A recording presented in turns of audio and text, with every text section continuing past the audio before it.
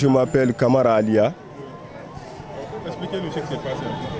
Au fait, c'est notre papa et ses deux enfants, nos deux jeunes frères, un petit garçon et sa sœur, qui ont rendu l'âme avant-hier nuit à 2 h du matin, dû à l'électrocution de l'électricité.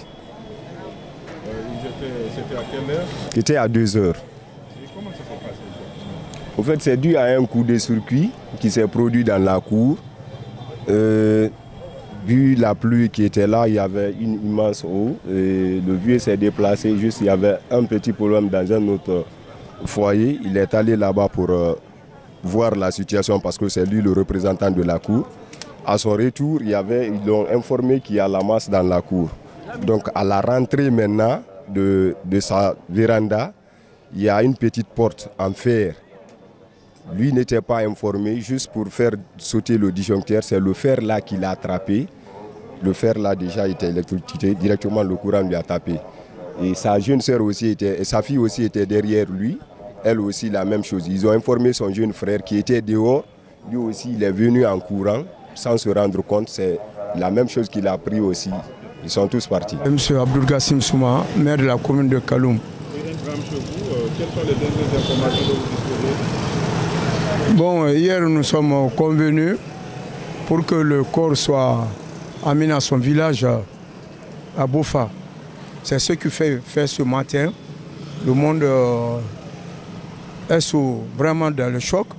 Le départ du défunt et ses deux enfants pour être enterrés au village. Nous sommes sur ça maintenant là. Donc tant de choses sont passées hier. Le gouvernement a fait ce qu'il pouvait faire en ce qui concerne le problème de préparation du corps et ceux qui rentrent dans la nourriture et le déplacement des corbillards. Donc c'est ce qui fut fait hier. Maintenant ça s'est réalisé par le mot du procureur et puis le monde a bougé. Qu'est-ce qui s'est réellement passé? Bon, c'est le décès dû à un accident de coup de circuit du fil qui était sur le toit de la maison qui a attaqué à la portière en fer. Voilà. Il y a eu bruit au dehors. Il sortait pour savoir, c'était entre un de ses enfants et quelqu'un d'autre. Le courant l'a pris à sa porte. Maintenant, sur le coup, maintenant son fils, ayant appris ça, est venu vers lui pour le sauver. Il est resté aussi, électrocuté aussi. Donc la fille aussi, il n'y a que 2 enfants. Et tous ces 2 enfants sont partis avec lui. La fille aussi, la dernière aussi est venue. Voilà, elle aussi, elle a été prise par le courant. Avec 2 enfants? 2 enfants. Il est parti avec les 2 enfants. C'est dommage. C'est très pitoyable. Quelles sont les dispositions qui ont été prises?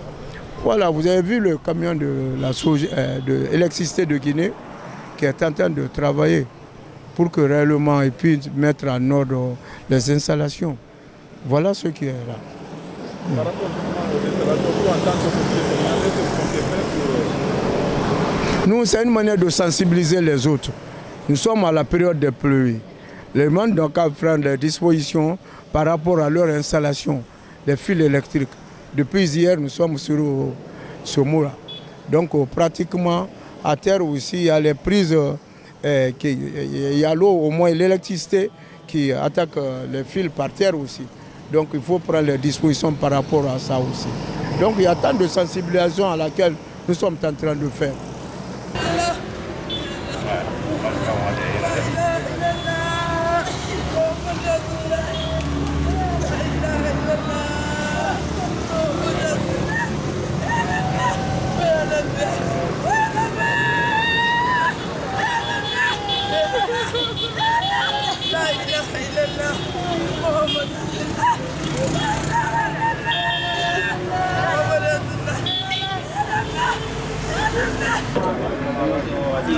Hey!